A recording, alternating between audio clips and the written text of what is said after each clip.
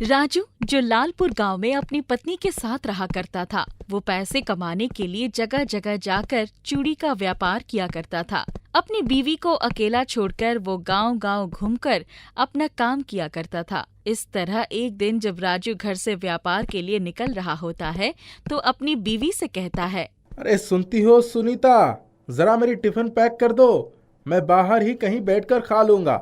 अब मुझे देर हो रही है, जल्दी करो।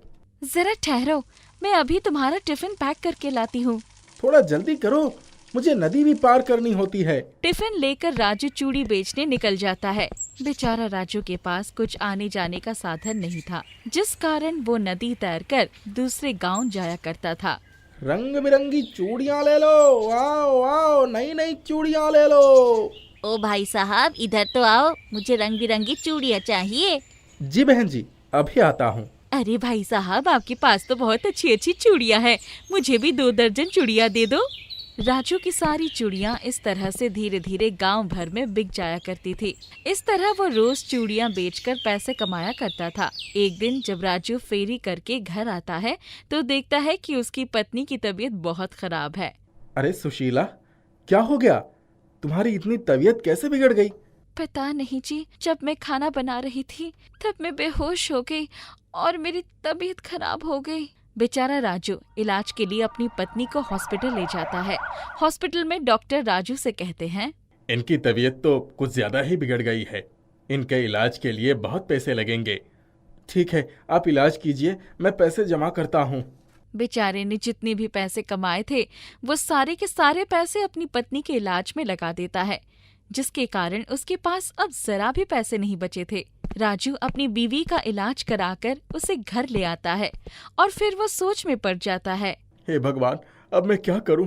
जो भी पैसे मैंने कमाए थे वो तो मेरी बीवी के इलाज में ही खत्म हो गए। अब मुझे फिर से चूड़ियां बनाकर बेचनी होगी, पर फिर घर पर मेरी बीवी को कौन देखेगा? बेचारा पूरी रात मेहनत करके चूड़ियाँ बनाता है और सुबह होते ही पैसे कमाने के लिए वो गांव भर में चूड़ियाँ बेचने निकल जाता है। आइए आइए, रंग बिरंगी चूड़ियां खरीदिए। हरी, पीली, नीली, लाल, गुलाबी चूड़ियां खरीदिए। आइए आइए। अरे भाई साहब, मुझे तो दर्जन चूड़ियाँ दे दो। मुझे भी 1 दर्जन चूड़ियाँ दे दो। ठीक है बहन, ये लो। राजू सारी चूड़ियाँ बेचकर अपने घर निकल पड़ता है। घर पहुंचकर वो अपनी पत्नी सुशीला से कहता है, अरे सुशीला, तुम्हारी तबीयत तो ठीक है ना? अब तो तुम्हें कोई दिक्कत नहीं है? नहीं जी, मुझे कोई दिक्कत नहीं है, अब मैं ठीक हूँ। अरे मैंने सुना है कि पास के गांव में एक मेला लगा हुआ है। अगर तुम्हारी तबीयत ठीक है तो हम दोनों मेला घूमने चलते हैं। आज मेरे पास कुछ पैसे भी हैं। ठीक है, चलो। अगली सुबह राजू और सुशीला मेला देखने के लिए जाते हैं। मेला देखने के लिए उन्हें नदी पार करनी होती है। वो नदी पार करके मेले में पहुंच जाते हैं, जहां सुशीला राजू से कहती है, अरे वाह, ये तो बहुत ही बड़ा मेला है। मैंने तो ऐसा मेला अपनी जिंदगी में कभी नहीं देखा। हाँ सुशीला, तुम बिल्कुल सही कह रही हो, ये बहुत बड़ा मेला है। चलो अब हम दोनों मेले में मजे कर लेते हैं। और इस तरह दोनों एक साथ मिलकर मेला घूमते हैं। फिर सुशीला को भूख लगने लगती है। अजी सुनते हो, मुझे तो बहुत जोरों की भूख लगी है, चलो कुछ खाते हैं। हाँ, मुझे भी बहुत जोरों की भूख लगी है। दोनों एक दुकान में कचौड़ी खाने चले जाते हैं। राजू कचौड़ी वाले को देने के लिए पैसे निकालता है, तभी एक चोर उसके सारे पैसे छीनकर भाग जाता है। राजू उसे पकड़ने की बहुत कोशिश करता है, पर वो चोर को नहीं पकड़ पाता। उनके पास और पैसे ना होने के कारण वो दोनों भूखे रह जाते हैं। अब मैं क्या करूं? हे भगवान, मेरे पास तो अब पैसे भी नहीं हैं। जो पैसे मैं लाया था वो चोर छीन कर भाग गया। आप रो मत जी, हम दोनों मिलकर फिर से पैसे कमा लेंगे। अब छोड़ो, हमें मेले से घर वापस जाना होगा, शाम होने को है। राजू और सुशीला दोनों घर के लिए निकल जाते हैं। सुशीला को रास्ते में बहुत जोरों की भूख लगती है और सुशीला राजू से कहती है, अजी मुझे तो बहुत जोरों की भूख लगी है, अब हम दोनों क्या करेंगे? हमारे पास तो पैसे भी नहीं कि कुछ खरीद कर खा ले। क्या करे सुशीला, हमारी किस्मत में गरीबी ही लिखी हुई है। ये बोलते बोलते दोनों नदी के पास पहुंच जाते हैं और सुशीला राजू से कहती है, भूख बहुत तेज लग रही है, कुछ खाने को तो नहीं। एक काम करती हूँ, ये नदी का पानी ही पी लेती हूँ। पानी पीकर शायद भूख मिट जाए। हाँ, जाओ पानी पी लो, फिर हम घर चलते हैं। सुशीला जैसे ही नदी का पानी पीती है वैसे ही वो पानी एक रोटी में बदल जाता है और सुशीला देखकर चौंक जाती है और कहती है, अजी सुनते हो, ये देखो, मैं तो नदी से पानी लाई थी, वो पानी तो एक रोटी बन गया। ऐसा कैसे हो सकता है?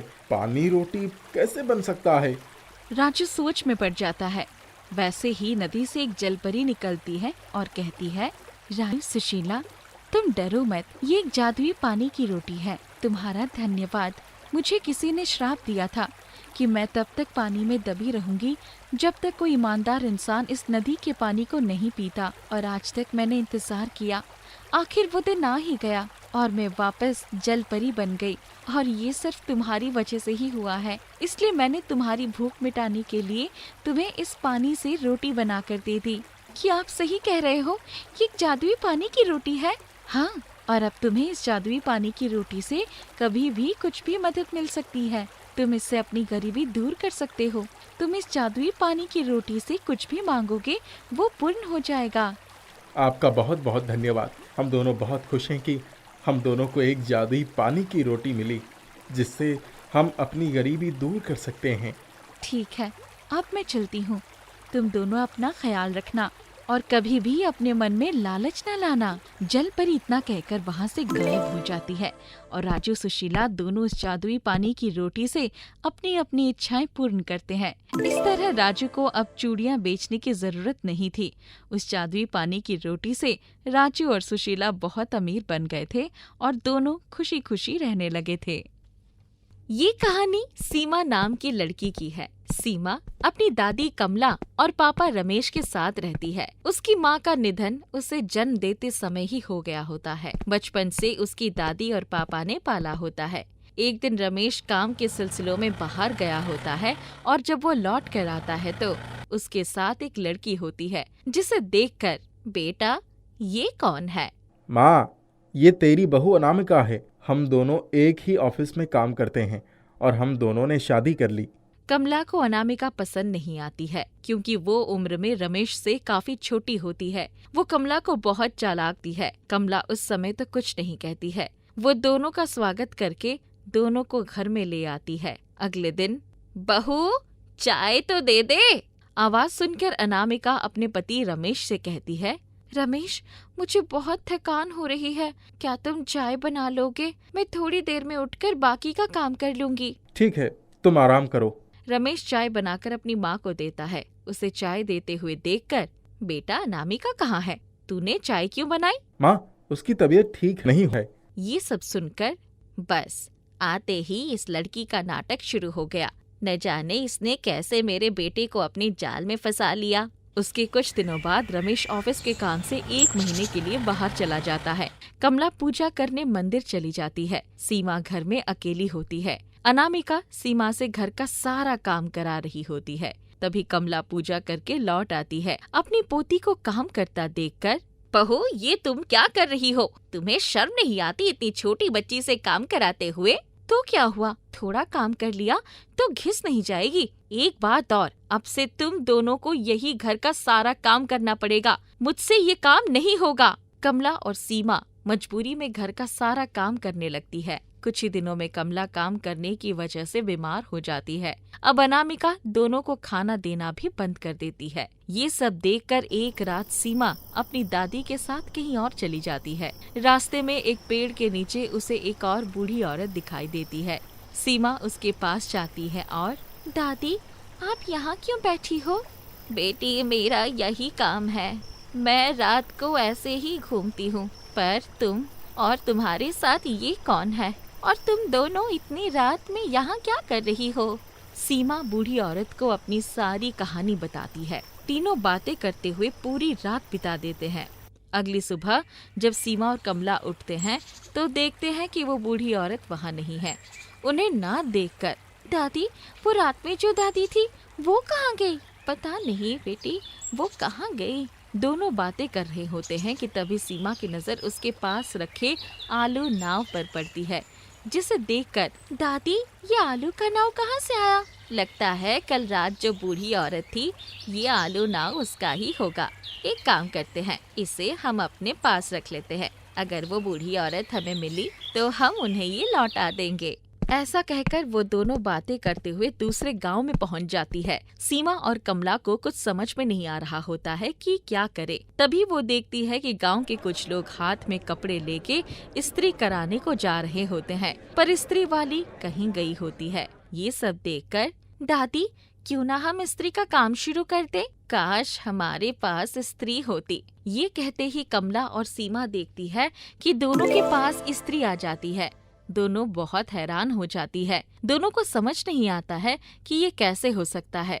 तभी सीमा कहती है, दादी इस्त्री तो आ गया, पर हम इस्त्री करेंगे कहाँ? काश हमारे पास एक घर भी होता। ये कहते ही सामने एक घर आ जाता है, जिसे देखकर दोनों हैरान हो जाती है। तभी कमला की नजर उस आलू नाव पर पड़ती है, जिसे देखकर कहीं ये इस आलू नाव का कमाल तो नहीं, कहीं ये जादुई तो नहीं। हाँ दादी, आप ठीक कह रहे हो, ये सब इसी का कमाल है। दादी अब हमारी सारी परेशानियाँ दूर हो जाएंगी। हम इस जादुई आलू नाव से बहुत बहुत बहुत पैसे मांगते हैं। सीमा की बात सुनकर, बेटी मैंने तुम्हें मेहनत करना सिखाया है ना। हमें इस जादुई आलू नाव से रहने को घर और काम करने ये इस्त्री मिल गया है, यही बहुत है। अब हम दोनों मेहनत करके अपना पेट भरेंगे। उसके बाद दोनों गांव में घूम घूम कर कपड़े लाती है और उन्हें इस्त्री करके पैसे कमाने लगती है। दोनों के दिन बहुत अच्छे गुजर रहे होते हैं। उधर रमेश जब काम से लौटता है तो अपनी माँ और बेटी को ना देखकर, अनामिका, माँ और सीमा कहाँ हैं? पता नहीं जी, माँ जी को क्या हो गया था। वो हमेशा मुझसे लड़ती रहती थी और सीमा को भी मेरे खिलाफ भड़का दिया था, और एक दिन पता नहीं दोनों कहाँ चले गए। उधर सीमा और कमला दोनों खूब मेहनत करने लगती है। वो जादुई आलू नाव से गरीबों की मदद भी करती है। पूरे गांव में दोनों को सब खूब प्यार और सम्मान करते हैं। उधर रमेश अपनी बेटी और माँ की याद में बीमार रहने लगता है। अब अनामिका भी रमेश के साथ बुरा व्यवहार करने लगती है और एक दिन वो भी उसे छोड़कर चली जाती है। ऐसे ही कुछ दिन बीत जाते हैं। एक दिन, दादी पता नहीं मुझे पिताजी की बहुत याद आ रही है, चलो ना एक बार अपने गांव चलकर उन्हें देखते हैं। बेटी पता नहीं तेरे पिताजी को हम याद है भी या नहीं, कोई बात नहीं, अगर तेरा मन है तो एक बार चलकर देख लेते हैं। उसके बाद दोनों अपने गांव के लिए निकल जाती है। गांव पहुंचकर दोनों देखती है कि पूरे गांव में बाढ़ आ रखी होती है। गांव वाले मदद के लिए चिल्ला रहे होते हैं। ये सब देखकर, दादी यहाँ तो बाढ़ आ रखी है, हमें इन सब की मदद करनी चाहिए। बेटी तू जादुई आलू नाव निकाल कर उसमें सारे गांव वालों को बिठा ले, जादुई आलू नाव में सब सुरक्षित रहेंगे। सीमा जादुई आलू को निकालती है और लोगों की मदद करने को कहती है। जादुई आलू नाव देखते ही देखते बहुत बड़ा हो जाता है। उसमें गांव के सारे लोग आ जाते हैं। तभी जादुई नाव रमेश के घर के पास पहुंचती है। सीमा भागकर अंदर जाती है तो देखती है कि उसके पिता बीमार खाट पर पड़े होते हैं। वो जल्दी से उन्हें भी जादुई आलू नाव पर बिठाती है। उसके बाद कुछ ही दिनों में बाढ़ कम हो जाती है, सबकी जान बच जाती है। ये सब देखकर, सीमा बेटी, आज तूने पूरे गांव की जान बचा ली। ये सब सुनकर, बेटी हमारी जान तो बच गई, पर हमारे घर और सारा सामान बाढ़ में बह गया, अब हम क्या खाएंगे? ये सब सुनते ही सीमा जादुई आलू नाव को सब पहले जैसे करने को कह देती है। उसका ऐसा कहते ही सब पहले जैसे हो जाता है और सारे गांव वाले कमला और सीमा को धन्यवाद करते हैं। उसके बाद सीमा और कमला रमेश को सारी बातें बताती हैं। ये सब सुनकर, माँ, ये सब मेरी ही वजह से हुआ है।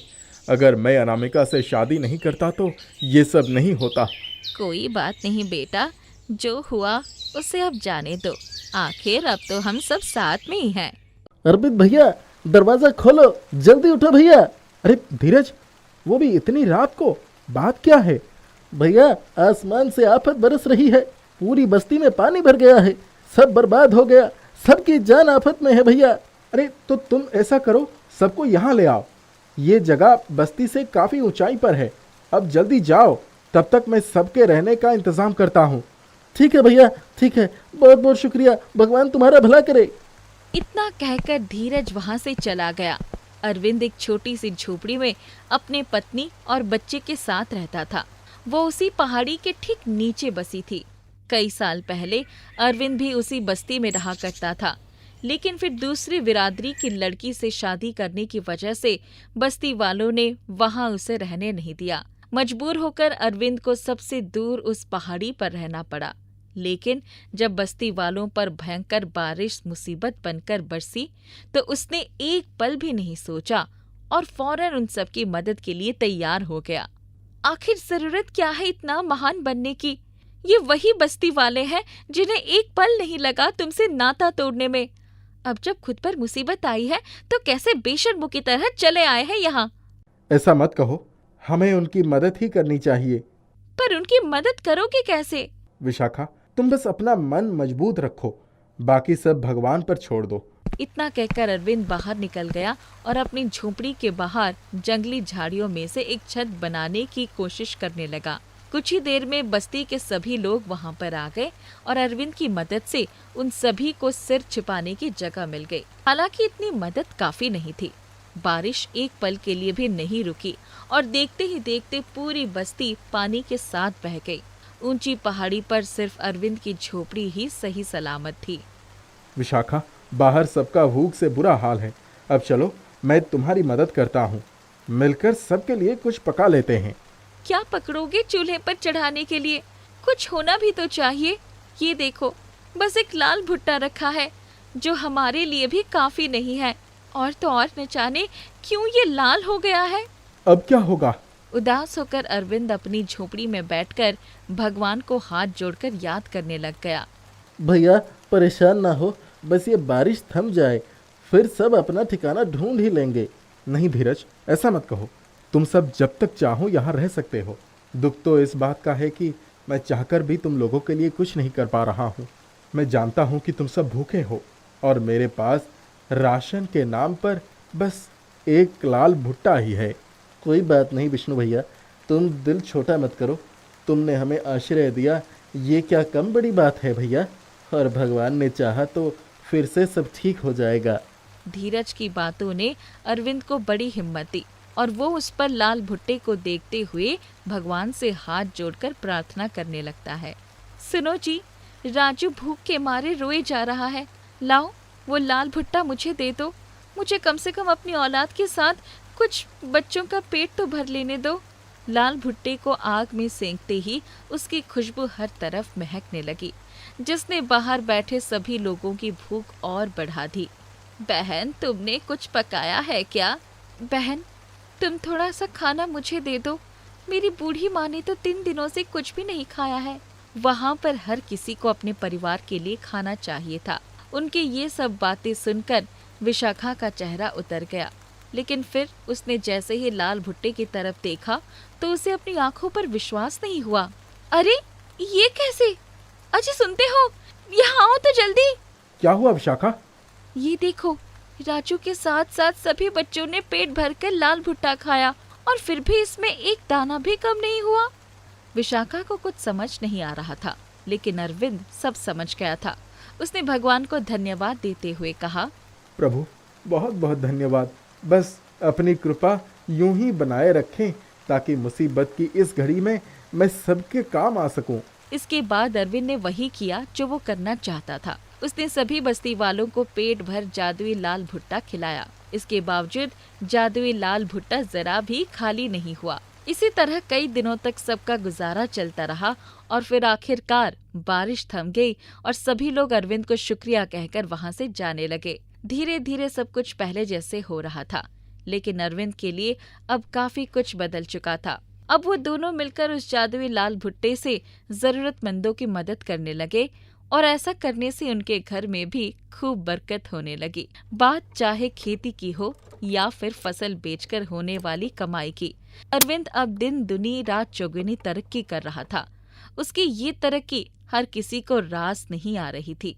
क्या बात है धीरज, ऐसा मुंह फुलाकर क्यों बैठा हो? क्या करूं मैं, रात दिन भगवान की पूजा की मैंने, फल उस अरविंद को मिल रहा है। देखो ना, उस जादुई लाल भुट्टे के दम पर कैसे धनवान हुआ जा रहा है। लेकिन अब बस, मैं ये सब और नहीं देख सकता। वैसे तो सामने से धीरज हमेशा अरविंद को अपना भाई जैसा ही मानता था, लेकिन असल में ये सब बस एक दिखावा ही था। उसे अरविंद की तरक्की और हर तरफ होती तारीफ से बड़ी जलन हो रही थी, जिसके चलते आखिरकार उसने उस जादुई लाल भुट्टे को चुराने का फैसला कर लिया। एक रात वो दबे पांव अरविंद के घर में घुसा और चुपचाप उस लाल भुट्टे को ही अपने साथ ले जाने लगा। लेकिन वो उस बर्तन को घर से बाहर ले जा पाता उससे पहले ही वो उसके हाथों से छूट गया।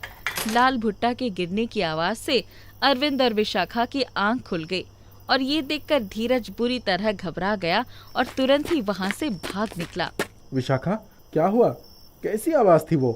पता नहीं जी, यहाँ तो सब ठीक ठाक है। अच्छा, और जरा एक बार जादुई लाल भुट्टे को देखना। देखो, भुट्टा तो है ना?